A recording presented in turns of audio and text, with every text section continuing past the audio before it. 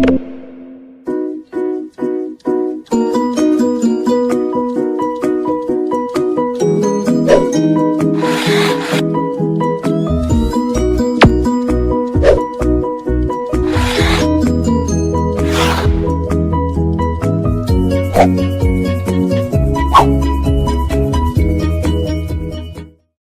everybody, welcome to another episode of Movers and Shakers in Paarl.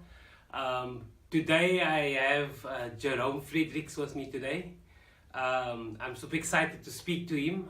He works as a lecturer at Stellenbosch University, and I just wanted to hear his journey. But after hearing his journey, it's the type of journey exactly why I started this platform. I asked him to come chat to me and he agreed, and so we'll hear more about his journey tonight, right? Yes, Jerome? definitely yes. Thanks for coming tonight. Yes. Okay, so quickly, I understand you are born and bred in Paarl. Yes. First of all, Mr. Miles, thank you very much for this opportunity. Thank you, man. Yes, I was born and bred here in Paarl. I come from a community which is called Lantana. As they usually say, you can almost like the person out of Lantana, but you can't take Lantana out of the person. Yes. So yes, I am from Paarl. Yes. I must say, like, Derestrat in Lantana Yes. has got a lot of talented individuals. Why is that? Because I've spoken to a few people and they all come from that same road. What's Yes. happening? I think my one is a little bit different. I come from Cornelisenstraat. Okay. And I think the others come from Third Street. Okay. Like Yeah. Derestrat, yes. But the community is Lantana. And I think basically if you look at the community Lantana and you see the people who are living there, then I think we all have one common thing. And that is like to, despite those circumstances, is still to make the best out of it. Nice. And I think that is the one common goal of it is, and Right. so on is. Okay, so quickly, you were, of course, born and bred in Paarl. You grew up in Lantana. What was your primary school? What was your high school? But about your childhood? Yes, my primary school was Paulus Joubert Primary School. Okay. I think that was a school which really put the foundation there for me. I think the teachers there was quite brilliant. I think specific like the teachers was quite involved in rugby, how they have coached you, how they have mentored you. And I think for me, as coming from a broken family, single mother, there was always like challenges. But I must say, when I went to Paulus Primary School, the teachers really embraced me.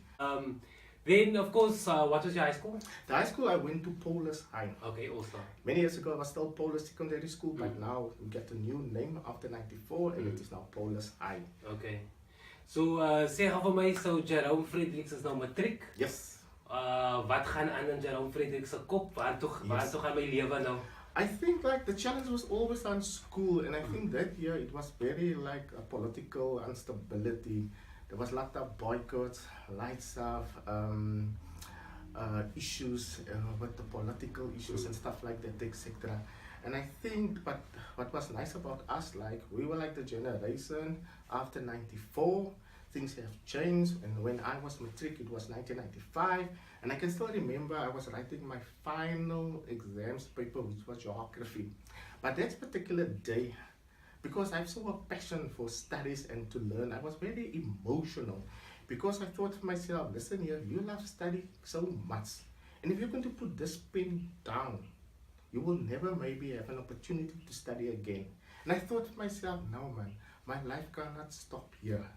That day, I make a decision, a bold decision. I told myself, I'm going to study further. And I take that step in faith. And I went the next week to a university. And then I just entered myself into a university. The name of the university was UWC, without money. And I thought for myself, but I need to become something in life, because I think I'm just more to it than to go and sit at home and don't get any direction in life. And you know what was also the funny thing about going to a university? Afrikaans was my first language, English was my second language, and now I go to a university without money and I can't even speak English. So that was a huge challenge for me. I can just give you some examples. The first few days in university, then they will ask me like, Jerome, where do you come from? I was just like, my response will be, long journey, very tired. So what do you study? Long journey, very tired. I mean, that was the only words I know. Long journey, very tired. So it was very difficult and tough. And then basically because like I struggled so much with English, it was like I failed most of my subjects the first semester. What were you studying with? Sorry. I think I studied occupational therapy, yes. Alright. I enrolled myself BSc occupational therapy. And that profession is such a nice profession. I mean, I've grown so much in the profession. I got 2 mentors and they assisted me and they helped me through the course. And then when I was able to speak English, like now in this case, speaking for England, speaking for London, and also my marks started to improve. And I think the end of that first year, I passed all my subjects quite well, good averages. And after that year, I got a lot of bursaries. Nice. And that is basically what helped and assisted me to achieve my goals. Okay, so you studied 2 years at UWC? No, at UWC, it is a 4-year degree. Alright, so you studied 4 years. What happened after that 4 years? What was your first job? I think after 4 years of studying at UWC, but I need to tell you like that also, how my life has changed. When you start to study, you realize that there are so many challenges in a country like South Africa. And now you're in a profession like occupational therapy, and you can just add and give more to the community.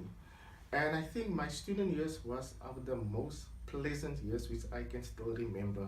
I've met so many friends from different diversities, different cultures, way of doing things, and I must say they've assisted and helped me so much.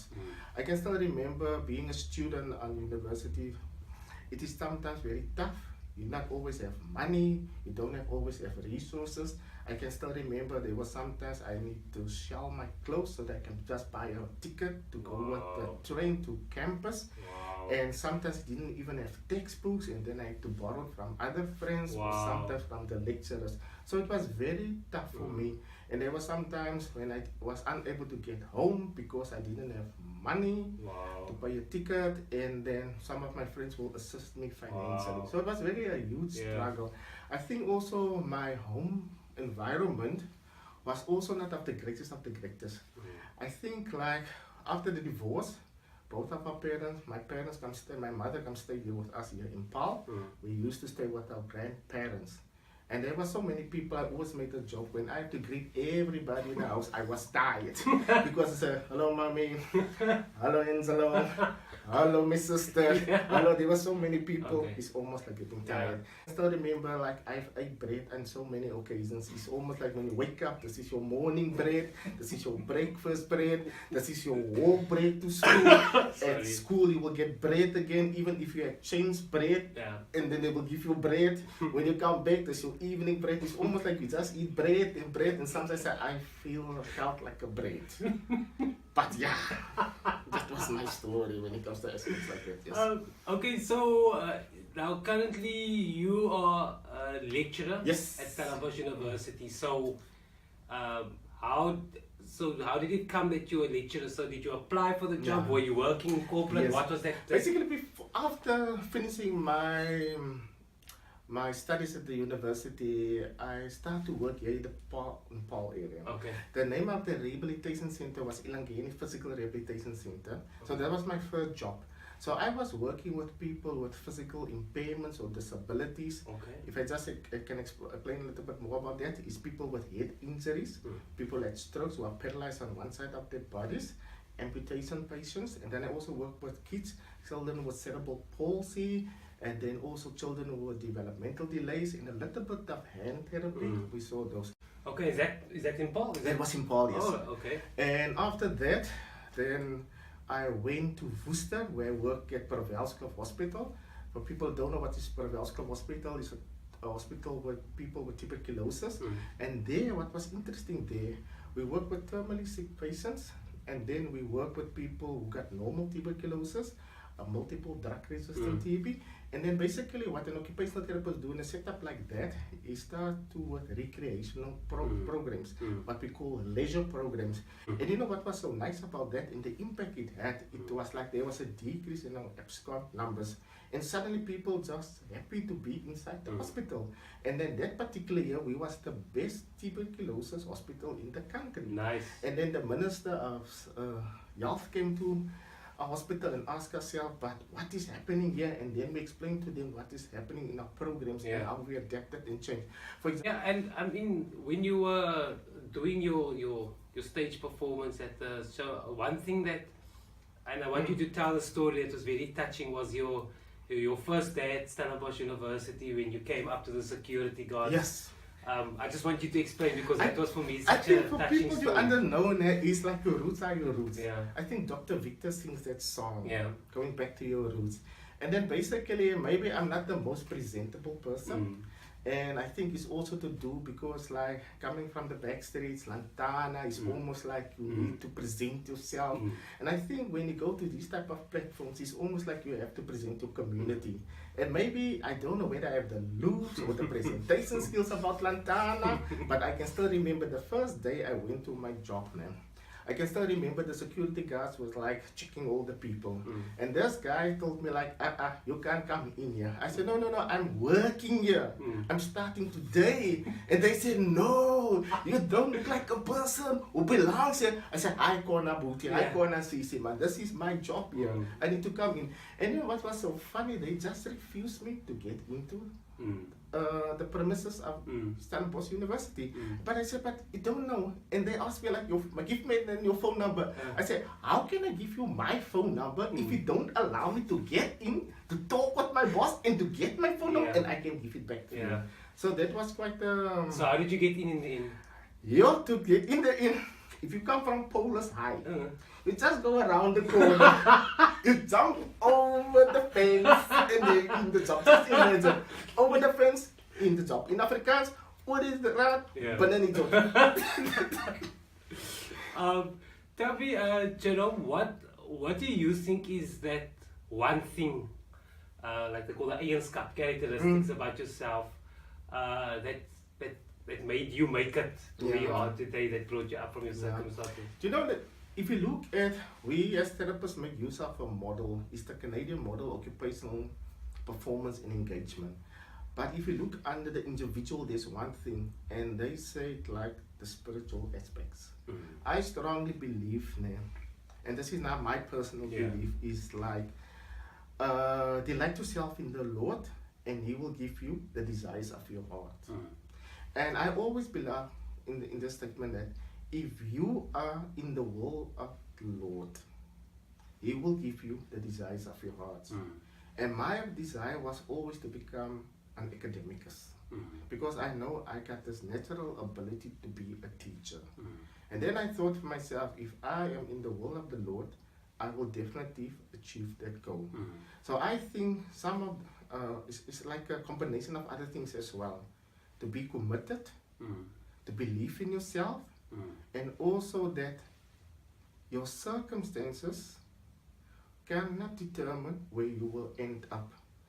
And I think that what is so powerful about this thing, some people think your circumstances must first change so that you can change. But if you change as an individual, then automatically your circumstances will change. And I think that was a life lesson which was always near to my heart. So, what are you lecturing? What you specializing in? What you doing? I'm an occupational therapist, and then the lectures which I teach is spinal cord injuries. People like paralyzed, specific when they pick up a spinal cord injury. Then amputees, this can be like upper limbs or lower limbs. Then also I do a lot of what we call different domains.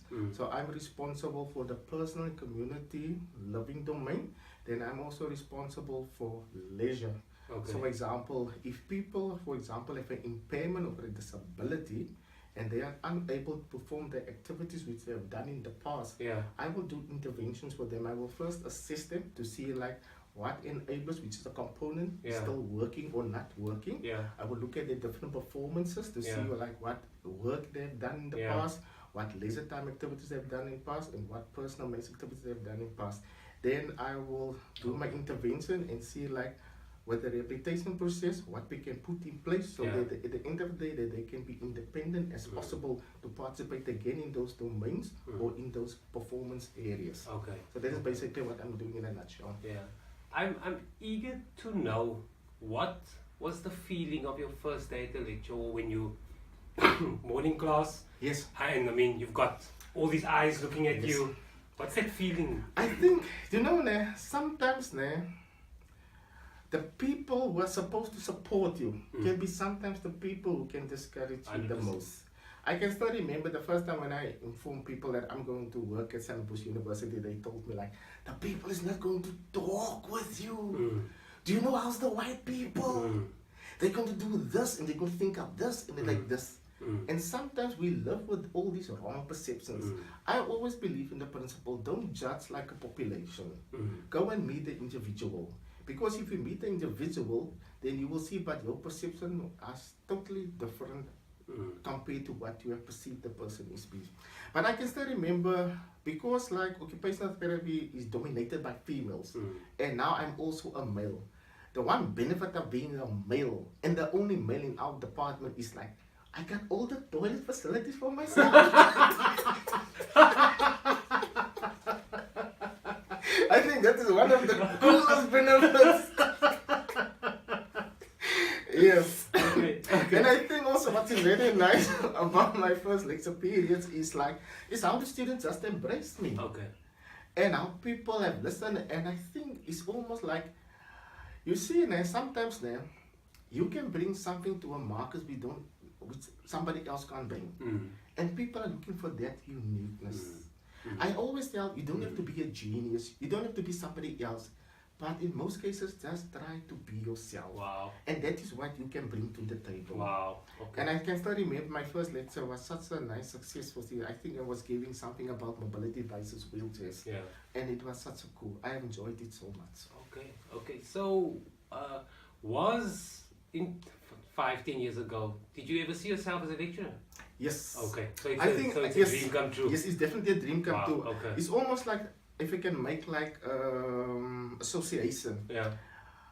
I always know inside of myself I'm going to become a teacher. Okay. Because I always told myself it's going to happen, it's going to happen. And I always put my mind on it. And the day I can still remember, I was there in Stellenbosch, British American Tobacco, where my wife was working. And I can still remember that day when I received that phone call. And on the line there was a secretary, I think from Russell Botman, and said like, Jerome Fredericks, we are looking the whole week for you. Are you still interested in coming and working at Stellenbosch University? If you ever see that movie, The Pursuit of Happiness, it was a feeling like that. Wow. I just stepped out of my car.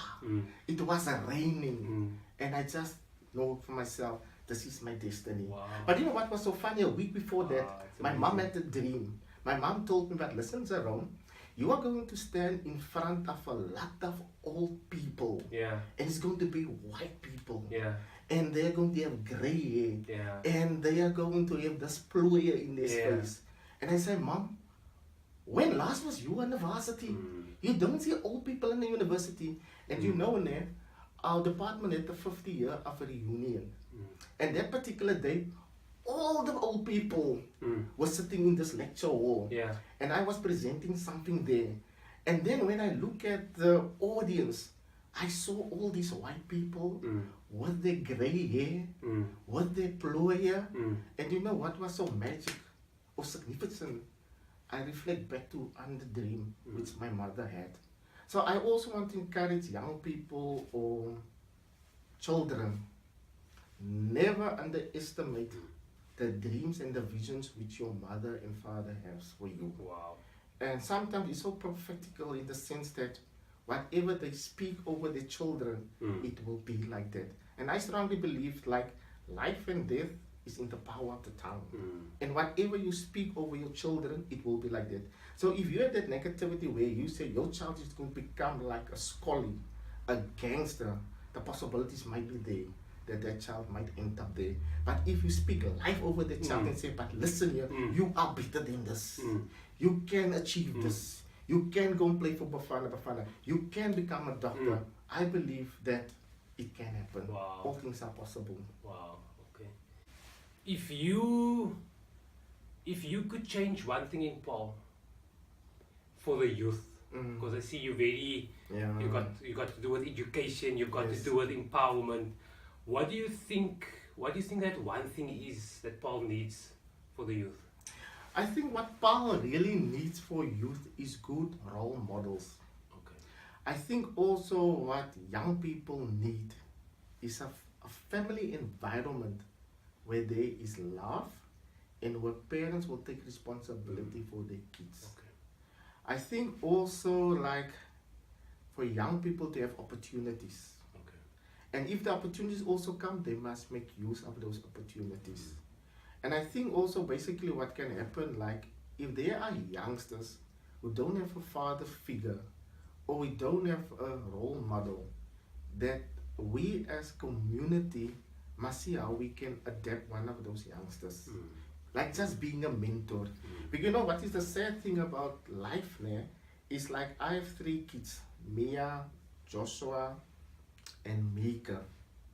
If one of those young boys in my house have to come and knock at my door and tell me like, but they are interested in one of my daughters.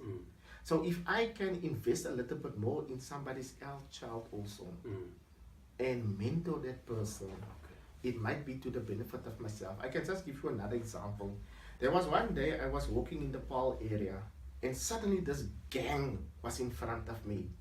And you know, some people are really so ugly, they don't even have to take out a panga or a mess to scare you, just looking at their faces. And I can see they were really on me because they want to rock me.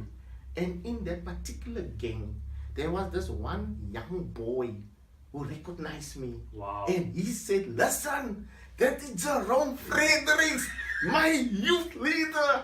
If any one of you touch him, I will kill you personally. And my response is, thank you, Jesus, that guy is a gangster. So that day my life was safe. Because I invested in a young person. Yeah. Oh my God. So those are the things which can happen. Okay. Invest in people. Okay.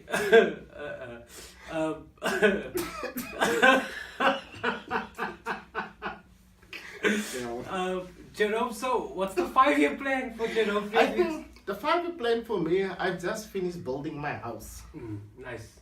Yeah, so I'm very happy and proud on that achievement. Good. And then basically is to write as much as possible scientific articles.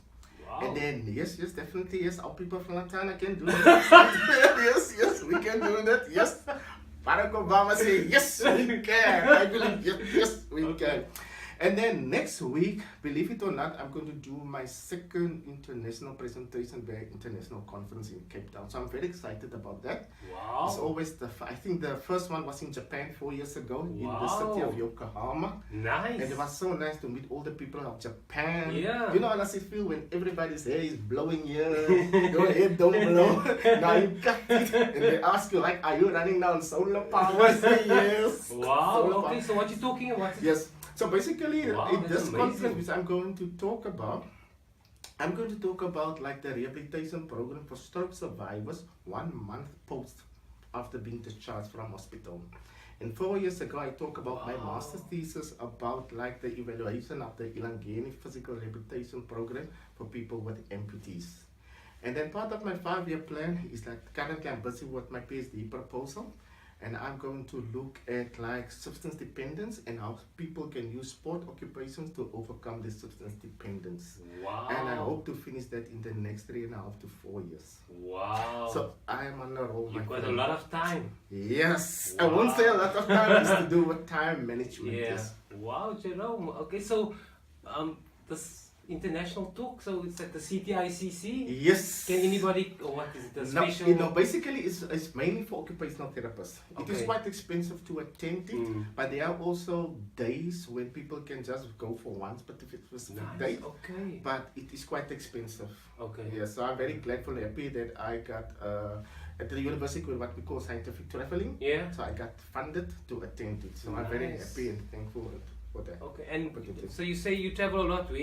What countries has your... I think for traveling, I think like So you 12, say 15 years Japan? ago, I was in America, Okay. specific North Carolina. Nice. You know, I went just like 1 month after the attacks on the Twin still Towers. went? Yes, I still went. Okay. I was the only one down the aeroplane. You can sit in the business class, economic class. And, yes. And you know what was so funny? When I arrived in America, people asked me like, how did you get there? I told them, no, with the ship. No, I flew here. And then like the Americans was like totally, Okay. it was the black.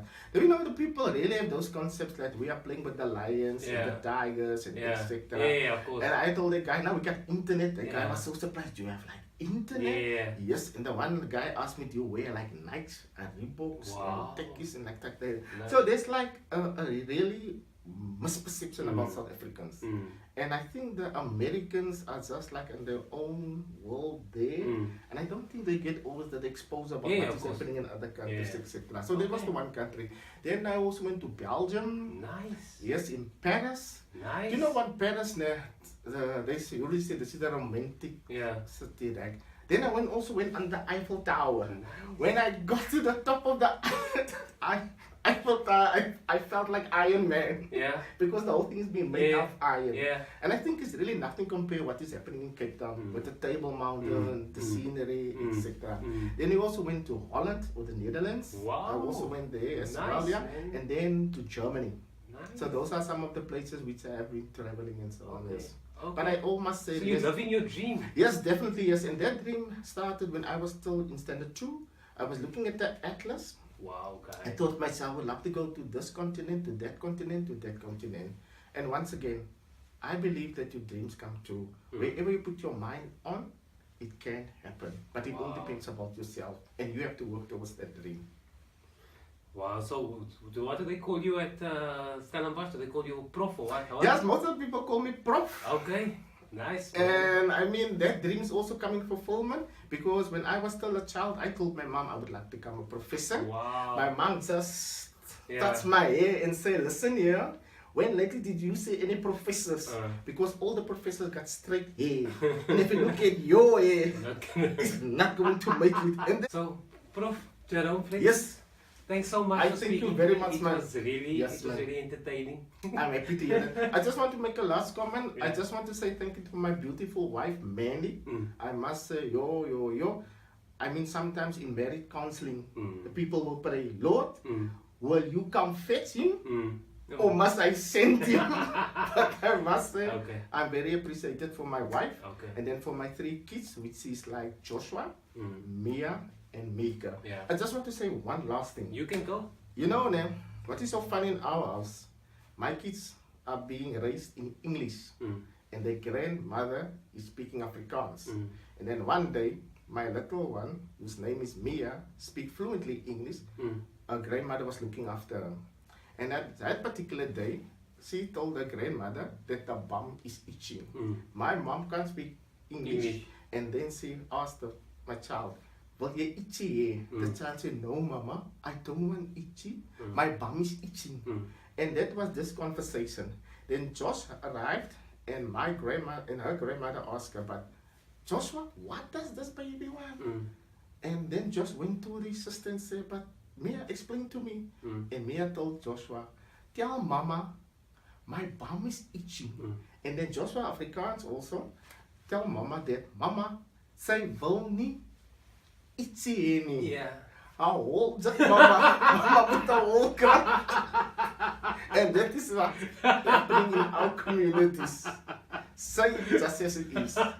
But Mr. Mao, on that note, Yeah. thank you very much. Yeah. Lovely. Okay. Was nice. No, thanks a lot. And thanks you, my friend. Yes, thank you very much.